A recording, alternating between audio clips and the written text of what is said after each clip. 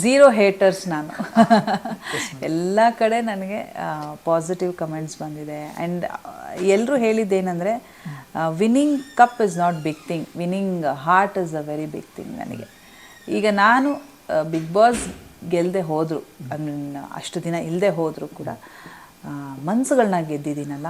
And comments ನೋಡ್ತಾ ಇದ್ದರೆ ನಂಗೆ ತುಂಬ ಖುಷಿ ಆಗ್ತದೆ.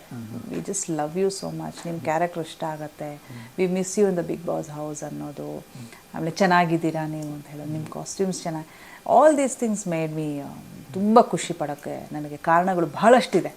ಹಾಗಾಗಿ ನನಗೆ ಅದು ಜಾಸ್ತಿ ಅನಿಸ್ತಿಲ್ಲ. I am happy for this. And comments ಎಲ್ಲ ಪಾಸಿಟಿವೇ ಮ್ಯಾಕ್ಸಿಮಮ್ ಇರೋದ್ರಿಂದ 1-2 ಅಂತ ಹೇಳೋಕ್ಕಾಗಲ್ಲ. ಸೊ ಥ್ಯಾಂಕ್ಸ್ ನನ್ನ ಎಲ್ಲ ಅಭಿಮಾನಿಗಳಿಗೆ, ವೀಕ್ಷಕರಿಗೆ, ನೋಡಿದವರಿಗೆ ಥ್ಯಾಂಕ್ ಯು ಹೇಳ್ಬೋದಷ್ಟೇ. ಹೊರಗಡೆ ಬಂದ್ರ ಮೇಲೆ ಅಂದರೆ ನಿಮ್ಮ ಫ್ರೆಂಡ್ಸ್ ಬಿಗ್ ಬಾಸ್ ಮನೇಲಿ ಇದರನ್ನು ಕಾಂಟ್ಯಾಕ್ಟ್ ಮಾಡೋದು ಆ ಥರದ್ದು ಏನಾದರೂ ಫೋನ್ ಅದು ಮಾಡಿದ್ದೀರಾ ಅಂತ? ನಾನು 1 ವಾರ ಯಾರಿಗೂ ಸಿಗಲೇ ಇಲ್ಲ.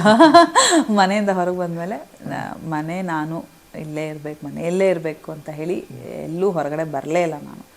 ಸೊ ಅದಾದಮೇಲೆ ಮಾತಾಡಬೇಕು ಅಂತಲೇ ಮಾತಾಡ್ತಾ ಇದ್ದೀನಿ. ಬಟ್ ಇನ್ನೂ ನನಗೆ ಟೈಮ್ ಸೊ ನನಗೆ ಇನ್ನೂ ಟೈಮ್ ಸಿಕ್ಕಿಲ್ಲ. ಸೊ ಖಂಡಿತವಾಗ್ಲೂ ಮಾತಾಡ್ತೀನಿ. ಒಂದಷ್ಟು ಜನ ನಂಗೆ ಒಳಗಿದ್ದವ್ರು ಹೇಳಿದ್ದಾರೆ ನೀವು ಹೋದ್ಮೇಲೆ ಮಾತಾಡಿ ಅಂತ. ಸೊ ಮಾತಾಡ್ತೀನಿ. ಅಂದರೆ ನೀವು ಇಲ್ಲಿ ಹೊರಗಡೆ ಬಂದಾಗ ಯಾರ ಮೇಲೆ ತುಂಬ ನೆಗೆಟಿವ್ ಆಗಿ ಪಾಯಿಂಟ್ ಇದಾಗ್ತಿದೆ ಅಂತ ಅನಿಸುತ್ತೆ ಮೇಡಮ್ ನಿಮಗೆ? ಇಲ್ಲ, ನಾನು ಹಳೆ ಎಪಿಸೋಡ್ಸ್ ಯಾವುದೂ ನೋಡಲೇ ಇಲ್ಲ, ನಾನು ನೋಡೋಕ್ಕೂ ಹೋಗೋದಿಲ್ಲ.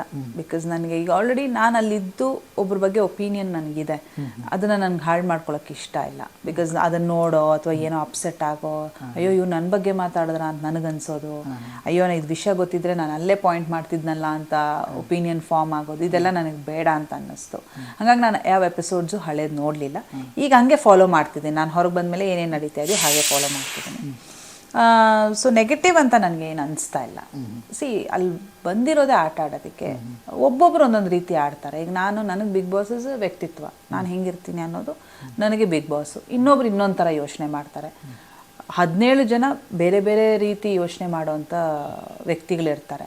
ಸೊ ಇದೇ ಕರೆಕ್ಟ್ ಅದೇ ತಪ್ಪು ಅಂತ ನಾವು ಹೇಳೋಕ್ಕಾಗೋದಿಲ್ಲ, ಅವ್ರವ್ರ ಪರ್ಸ್ಪೆಕ್ಟಿವ್ ಅಷ್ಟೇ. ಓಕೆ, ಈಗ ಹೊರಗಡೆ ಬಂದ ಮೇಲೆ ನೀವು ಬಿಗ್ ಬಾಸ್ ನೋಡ್ತಾ ಇದ್ದೀರಾ, ನೀವು ಬಂದಾದ ಮೇಲೆ ಎಪಿಸೋಡ್ ಯಾವ ರೀತಿ ಹೋಗ್ತದೆ, ಏನು ಅನಿಸ್ತಾ ಇದೆ ನಿಮ್ಗೆ ನೋಡಿದಾಗ? ಅವರು ಆಡ್ತಿರೋ ಆಟ ಆಗಿರ್ಬೋದು, ಪ್ರತಿಯೊಂದು ತುಂಬ ಟಫ್ ಹೋಗ್ತಾ ಇದೆ. ಆಮೇಲೆ ಬಹುಶಃ ಎಲ್ರಿಗೂ ಫ್ರಸ್ಟ್ರೇಟ್ ಆಗ್ತಿದ್ದಾರೆ, ಸಾಕು ಅನಿಸ್ತಾ ಇದೆಯೇನೋ ಅಂತ ಅನಿಸ್ತಾ ಇದೆ ನನಗೆ ನೋಡ್ತಾ ಇದ್ದಾಗ. ನಾವು ಮಾತಾಡ್ಕೋತಾ ಇದ್ವಿ ಗೊತ್ತಾ, ಇನ್ನೊಂದು ಸ್ವಲ್ಪ ದಿನ, ಇನ್ನೊಂದು 2 ವಾರ ಬಂದ್ಬಿಡ್ತೀವಿ ಇನ್ನೊಂದು. ಬಟ್ ಇದು ಎಕ್ಸ್ಟೆಂಡ್ ಆಗಿದ ತಕ್ಷಣ ಎಲ್ರಿಗೂ ಅದು ಅನಿಸಿರುತ್ತೆ, ಅಯ್ಯೋ ಮತ್ತೆ ಎಕ್ಸ್ಟೆಂಡ್ ಆಯ್ತಲ್ಲ ಅಂತ. ಸುಸ್ತಾಗ್ಬಿಟ್ಟಿದ್ದಾರೆ ಎಲ್ಲರೂ, ವಾದ ಮಾಡಿ ಮಾಡಿ ಮಾಡಿ ಮಾಡಿ ಮಾಡಿ ಅಲ್ಲೇನಾದರೆ ಪ್ರತಿ ವಿಷಯಕ್ಕೂ ನಾವು ಹೋರಾಟ ಮಾಡ್ತೀವಿ. ಹಾಗಾಗಿ ಬಹುಶಃ ಎಲ್ಲ ಟಯರ್ಡ್ ಆಗಿದ್ದಾರೆ ಅಂತ ಅನ್ಸುತ್ತೆ ನೋಡ್ತಾ ಇದ್ರೆ ನನಗೆ. ಬಟ್ ಸ್ಟಿಲ್ ಎಷ್ಟೇ ಸುಸ್ತಾದ್ರೂ ಮತ್ತೆ ಎದ್ದು ಬಂದು ಮತ್ತೆ ಹೊಸ ದಿನ ಶುರು ಆಗತ್ತೆ, ಮತ್ತು ಅದೇ ಕೆಲಸ ಶುರು ಆಗ್ತದೆ. ಫೈಟ್ ಮಾಡ್ತಿದ್ದಾರೆ, ಎಲ್ಲರೂ ಫೈಟ್ ಮಾಡ್ತಿದ್ದಾರೆ. ಈ ಸಿಚುವೇಶನ್ನಲ್ಲಿ ಸಿರಿ ಮ್ಯಾಮ್ ಒಳಗಡೆ ಇದ್ರೆ ಹೇಗಿರ್ತಿತ್ತು ಅಂತ? ಏನು ಮತ್ತೆ ಬಹುಶಃ ನಾನು ಕಿರ್ಚಾಡ್ಬಿಡ್ತಿದ್ದೇನೋ, ಕೂಗಾಡ್ತಿದ್ದೇನೋ. ಯಾಕೆಂದರೆ ಅದು ಪಾಯಿಂಟ್ಸ್ದೆಲ್ಲ ನೋಡಿದೆ ನಾನು.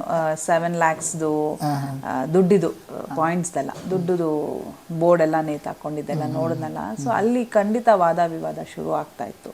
ಮಾತಾಡಲೇಬೇಕಾಗಿದ್ದು ಜಾಗ ಅದು. ಅಲ್ಲೂ ನಾನು ಮಾತಾಡೋವಂಥ ಪರಿಸ್ಥಿತಿ ಬರ್ತಾಯಿತ್ತು. ಅದಾದಮೇಲೆ ಕ್ಯಾಪ್ಟನ್ಸಿ ಟಾಸ್ಕ್ಗಳು ಬಂತು, ಅದಾದಮೇಲೆ ದುಡ್ಡನ್ನು ವಾಪಸ್ ಪಡ್ಕೊಳ್ಳೋ ಅಂಥ ಟಾಸ್ಕ್ಗಳು ಬಂತು.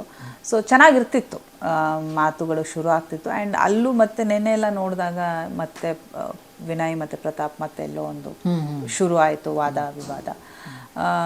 ಕಂಟ್ರೋಲ್ ಖಂಡಿತ ಮಾಡ್ತಿದ್ದೆ ನಾನು. ಬಿಕಾಸ್ ವಿನಯ್ಗೆ ನಾನು ಯಾವಾಗಲೂ ಹೇಳ್ತಿದ್ದೆ, ಮಾತಾಡೋದು ತಪ್ಪಲ್ಲ, ಪದಗಳು ಬಹಳ ಇಂಪಾರ್ಟೆಂಟ್ ಆಗುತ್ತೆ ಅಂತ ಹೇಳಿ. ಸೊ ಆ್ಯಸ್ ಎ ಫ್ರೆಂಡ್ ಅಲ್ಲೂ ಸ್ವಲ್ಪ ಸಮಾಧಾನ ಮಾಡ್ತಿದ್ದೆ ನಾನು.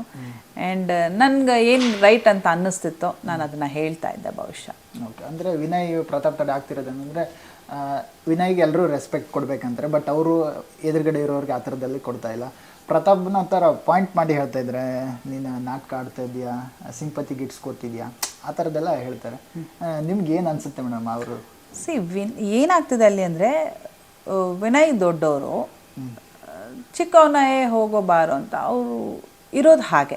ಇಟ್ಸ್ ಓಕೆ, ಸಿಂಗ್ಯುಲರಲ್ಲೇ ಮಾತಾಡ್ತೀನಿ ನಾನು ಅನ್ನೋ ಹಾಗೆ. ಆ್ಯಂಡ್ ಇನ್ನೊಂದೇನೆಂದರೆ ಅವ್ರಿಗೆ ಸಿಟ್ಟು ಸ್ವಲ್ಪ ಜಾಸ್ತಿ ಇದೆ, ಬೇಗ ಪಟ್ಟಂತ ಸಿಟ್ಟು ಬರುತ್ತೆ. ಅದಂದ್ರೆ ಸ್ವಲ್ಪ ಹೊತ್ತಿಗೆ ಮತ್ತೆ ಸಮಾಧಾನ ಆಗಿಬಿಡ್ತಾರೆ. ಪ್ರತಾಪ್ ವಿಷಯದಲ್ಲಿ ಆಗ್ತಿರೋದು ಅದೇನೆ. ಇನಿಷಿಯಲಿನೂ ಸಿಟ್ ಮಾಡ್ಕೋತಿದ್ರು, ಮತ್ತು ಮಧ್ಯದಲ್ಲಿ ಸಮಾಧಾನ ಆದರು, ಇಬ್ಬರು ಮಾತಾಡ್ಕೋತಾ ಇದ್ರು, ಮತ್ತೀಗ ಮತ್ತೆ ಶುರು ಆಗ್ತಾ ಇದೆ. ಅಲ್ಲಿ ಆ ಥರದ್ದು ಆಗತ್ತೆ. ಆ್ಯಂಡ್ ಈಗ ಕೊನೆಯಲ್ಲಿ ಬರ್ತಾ ಬರ್ತಾ ಬರ್ತಾ ಯಾರಿಗೂ ಆ ಸಮಾಧಾನ ಹೊಟ್ಟೋಗ್ಬಿಟ್ಟಿರುತ್ತೆ, ಸಮಾಧಾನವಾಗಿರಬೇಕು ಅನ್ನೋದು ಹೊಟ್ಟೋಗ್ಬಿಟ್ಟಿರುತ್ತೆ. ಅಲ್ಲಿನ ವಾತಾವರಣ ಹಾಗೆ. ಆಮೇಲೆ ನಮಗೂ ಬೇರೆ ವಿಷಯನೇ ಇಲ್ಲ, ನಮಗೆ ಮಾತಾಡೋಕೆ ಅಷ್ಟೇ ಇರೋದು, ಅದೇ ನಮ್ಮ ಪ್ರಪಂಚ, ಅಷ್ಟನ್ನೇ ಮಾತಾಡಬೇಕು ನಾವು. ಹಾಗಾಗಿ ಮಾತಾಡಿ ಮಾತಾಡಿ ಎಲ್ಲೋ ವಿನಯ್ ಸ್ವಲ್ಪ ಫ್ರಸ್ಟ್ರೇಷನ್ ಲೆವೆಲ್ ಜಾಸ್ತಿ ಆಗ್ತಿದೆ ಅನ್ಸುತ್ತೆ. But otherwise is a nice person. ಅಲ್ಲ